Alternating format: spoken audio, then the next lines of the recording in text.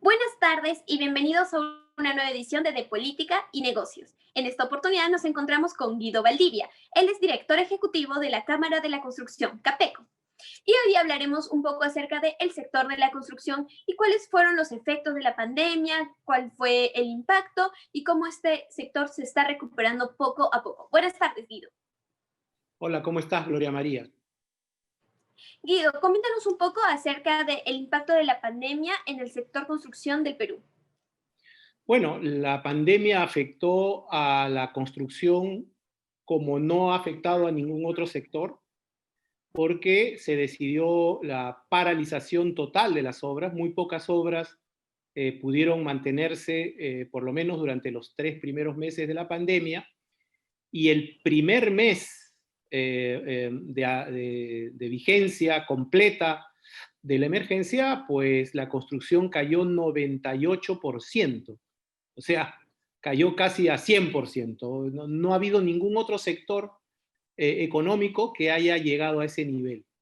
Y por supuesto, esto ha paralizado o ha retrasado las obras públicas, la terminación de una cantidad muy importante de proyectos de vivienda y la postergación de proyectos, sobre todo comerciales y de oficinas, porque además ahí hay un problema ya del modelo de negocio, ¿no? El negocio comercial y el negocio de oficinas se va a tener que transformar en el Perú luego de la pandemia. Y por supuesto también se ha visto afectada la inversión minera, que es muy importante. Todo eso nos ha llevado a que hasta septiembre nuestra resultado esté en alrededor de menos 29% de caída, ¿no? O sea, es una caída muy fuerte. Seguimos siendo el sector que más ha caído y probablemente el que más vaya a caer al final del año. Ujú. Pero justamente hablábamos de eso. Hace unos meses ya se habló de una reactivación económica, pero que en realidad se da de poco a poco. O sea, no es una reactivación que hoy día empezamos y ya volvemos a operar al 100%. Las operaciones se están reactivando de poco en poco y a eso hay que sumarle la inversión en los protocolos de bioseguridad que requiere un dinero extra por parte de la empresa. Entonces, ¿cuál ha sido el proceso de reactivación económica que ustedes están desarrollando? Y acerca de la inversión económica que están haciendo en el tema de protocolos de bioseguridad, más o menos cuánto dinero les está generando estas inversiones. Correcto. Bueno, la construcción ha tenido 6 meses en negativo y en septiembre ya creció por primera vez, digamos, después de la pandemia. Ha crecido 4.4%, que es una cifra importante, pero también más importante es que en octubre se prevé ya un crecimiento de 2 dígitos, ¿no? Probablemente alrededor de 12%. Es una muy buena noticia, ¿no? Porque además en estos 2 últimos meses el resultado de la construcción ha sido mejor que el de la economía en general. En condiciones normales, cuando esto comienza a ocurrir, lo que se produce es un crecimiento muy fuerte de la construcción que termina jalando a la economía de alguna manera. No sabemos si esto va a continuar porque es muy complicado este momento donde hay 3 tipos de crisis, ¿no? La crisis sanitaria, la económica y la política. Política. En cuanto a la inversión, obviamente, hay que decir previamente que construcción es uno de los sectores que tiene las normas de seguridad y salud en el trabajo más exigentes de las actividades económicas, probablemente al mismo nivel que la minería. Entonces ya el sector estaba preparado para poder gestionar una condición sanitaria tan específica como la pandemia del COVID, pero lamentablemente eso nunca se entendió. Perú fue el único país en América Latina, creo que con alguno de Centroamérica, que no declaró a la construcción o como una actividad esencial, es decir, que tenía que ser mantenida a toda costa, o como una actividad que no podía paralizarse por sus implicancias económicas y sociales y de servicios inclusive. Lamentablemente estamos pagando por eso en nuestro sector. Y efectivamente había que tomar algún costo o incrementar, ¿no es cierto?, los costos de los proyectos y los costos de operación, por ejemplo, en las fábricas de materiales de construcción, digamos, el incremento de costo ha estado entre 8 y 12%, dependiendo del tipo y del tamaño de proyecto o de empresa, que es una cifra que naturalmente impacta en los precios, pero no ha sido de una manera muy significativa. Los precios de la vivienda, por ejemplo, han crecido 3%, que es un crecimiento importante, digamos, pero tampoco es prohibitivo, ¿no? Pero, como decía, el principal problema ha sido la paralización total. ¿Y sabe qué ha pasado? Un tema bien interesante, que la reactivación se está dando sobre todo en el sector informal de la construcción, donde no se cumple ninguna norma sanitaria. Entonces, cuando uno para las obras de construcción formal, el empleo se traslada al informal, con lo cual el propósito de cuidar a la gente no solamente no se cumple, sino que se agrava. Claro, es que cuando nosotros hablamos de, wow, el sector en general, realmente no estamos viendo en específico a cuántas personas da trabajo este sector. Entonces, decimos, ya, que se detenga el sector construcción, ya, pero no estamos pensando realmente a cuántas personas estamos afectando en el proceso en el que nosotros paramos un sector. Entonces, definitivamente sí, el gobierno, yo creo que tuvo que haber previsto más ese tema por justamente lo que tú comentabas, el hecho de la informalidad, y no solamente es en el sector construcción, es en general. El hecho de que se hayan cerrado tantos puestos de trabajo ha hecho que haya la tasa de informalidad en nuestro país aumente. Pero justamente sobre eso quería preguntarte, ya, ahorita la situación es que se está creciendo. En septiembre me dices que había un crecimiento de 4.4, esperemos que para octubre tengamos un 12%. ¿Cómo esperamos terminar el año? Mira, el año va a terminar probablemente en alrededor de una caída de 20%, que es una caída que no se daba desde el año 1989, ¿no? En plena crisis terminal que tuvo el Perú en ese momento, ¿no? Sin embargo, bueno, hay la expectativa de que el 2021 crezca, pero nuestra preocupación es que crezca la obra pública. La obra pública está muy retrasada, está alrededor de menos 44% hasta septiembre, es el doble de la caída de la construcción, y esa es naturalmente una mala noticia, ¿no? Y lo otro que hay que hacer de una manera muy concreta es que el empleo se traslade al empleo formal, porque hay dos consecuencias, ¿no? La primera, la precariedad en las obras, que en el sector construcción tiene consecuencias hasta en la propia vida de los trabajadores. Es una actividad que requiere estándares de seguridad y que no se dan, pues, obviamente, en el sector informal.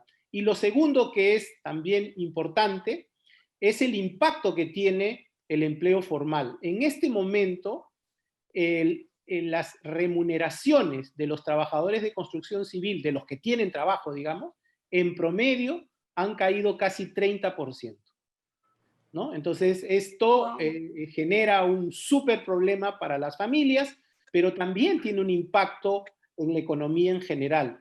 Tú preguntabas, Gloria María, ¿cuánta gente trabaja en construcción? Más o menos, directamente, 1 millón de personas. Y de manera indirecta, 2 millones adicionales. En actividades de transporte de materiales, en actividades de servicios, de consultoría, etc. Entonces son 3 millones de personas que pues han visto afectada de su producción, que deben ser pues 2,5 millones de familias tranquilamente, y por lo tanto casi 10 millones de habitantes. Y es una cifra muy fuerte. Estamos en una posición mucho mejor ya respecto a la que teníamos hasta agosto, aunque justamente cuando estábamos sacando la cabeza, viene la crisis política absolutamente inesperada, ¿no? Y pues eso tiene un impacto muy fuerte, muy difícil de evitar para el sector construcción, por lo menos en los siguientes meses.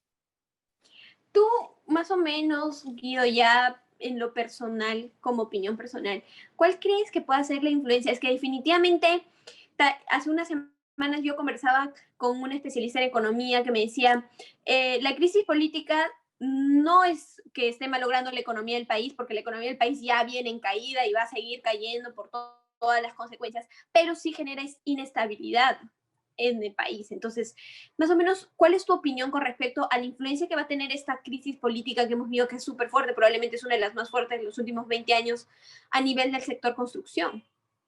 Sin duda, 3 presidentes en una semana creo que es un récord casi mundial, ¿no?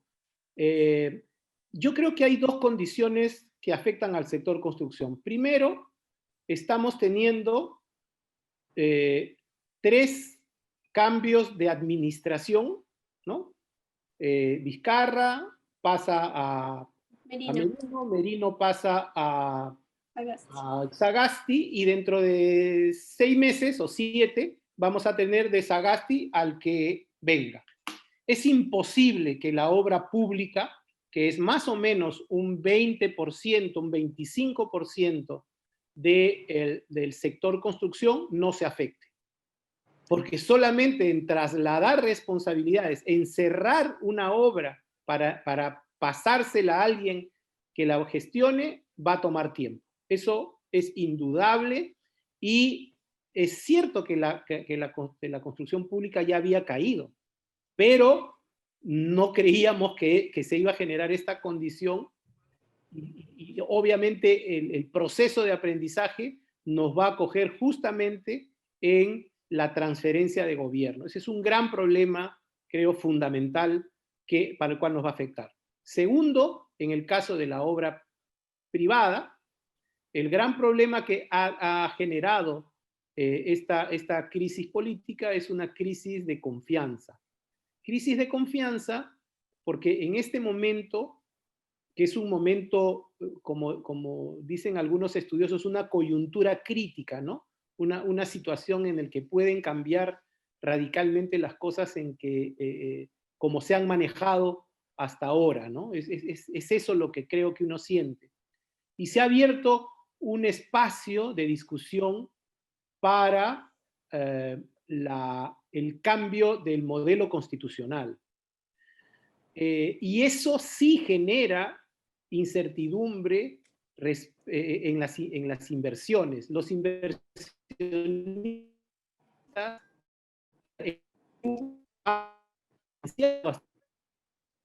las limitaciones de nuestro modelo político frente a las fortalezas de nuestra economía y de nuestro modelo económico, la fortaleza del Banco de Reserva, etcétera, etcétera. Esto creo que es muy difícil que también pueda ocurrir después de lo que ha pasado con nuestra política y sobre todo por haber entrado en este debate que no existía en el país.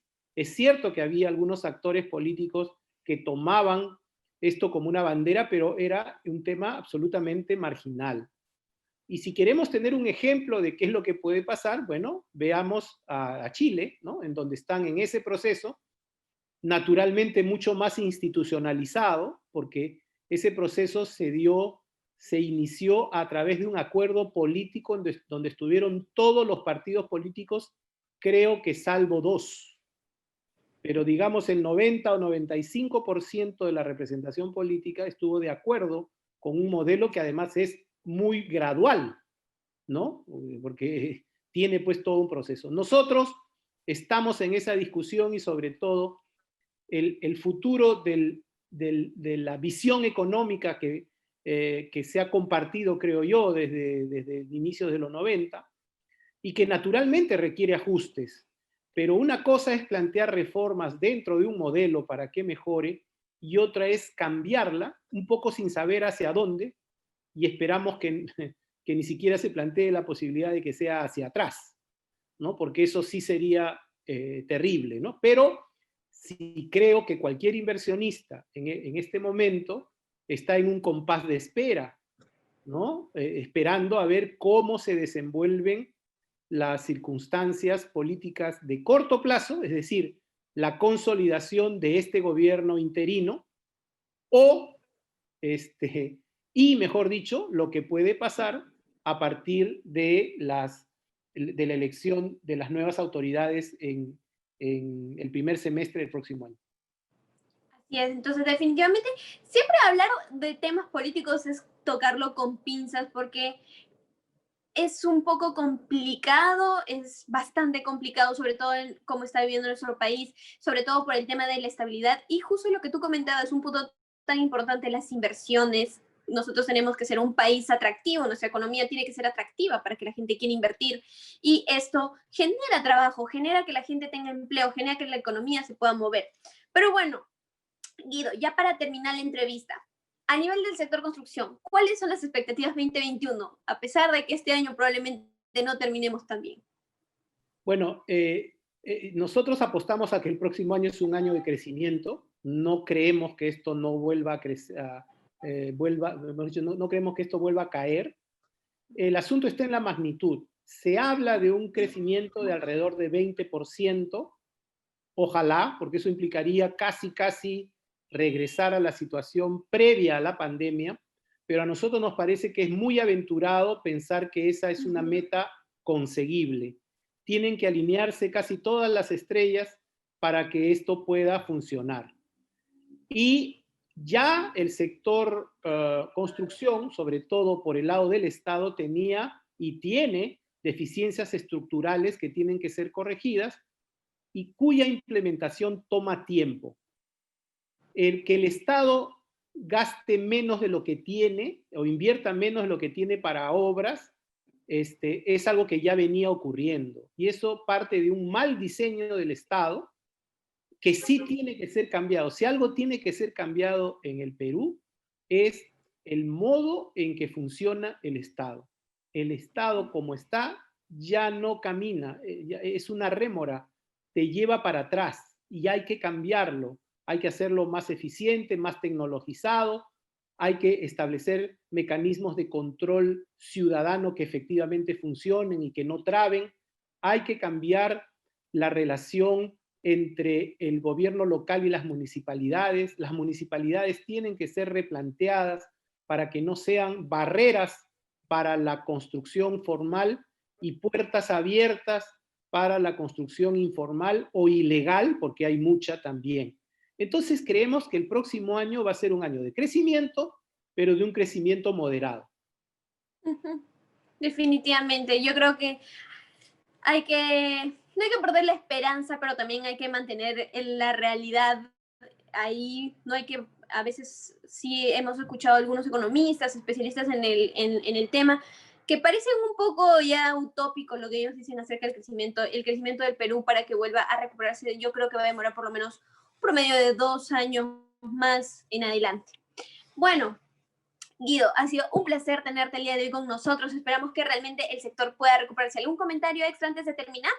No solamente esa invocación a pensar en las reformas que necesitamos para que esto funcione.